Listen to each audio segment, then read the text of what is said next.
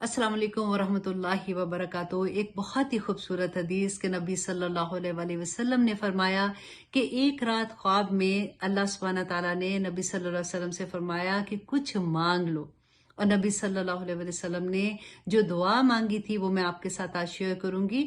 اس دعا کا ایک حصہ ہے، بہت خوبصورت ہے، آپ یاد کر لیں، کیونکہ نبی صلی اللہ علیہ وسلم نے فرمایا تھا کہ یہ خواب حق ہے، تم اس دعا کو سیکھ لو اور دوسروں تک اس کو پہنچا دو۔ اور وہ دعا کیا تھی کہ اللہم انی اسألک حبک، کہ اے اللہ میں تجھ سے تیری محبت کا سوال کرتا ہوں، وحب من یحبک، اور ان لوگوں کی محبت کا جو تجھ سے محبت کرتے ہیں، وحب عمل یقربنی الی حبک، اور ایسے عمل کرنے کی محبت کی توفیق عطا کر دے جو تیری محبت کے قریب کر دے۔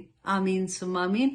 آپ بھی یہ دعا یاد کر لیجئے، بہت خوبصورت دعا ہے کہ اللہم انی اسألک حبک وحب من یحبک وحب عمل یقربنی الی حبک۔ السلام علیکم ورحمۃ اللہ وبرکاتہ۔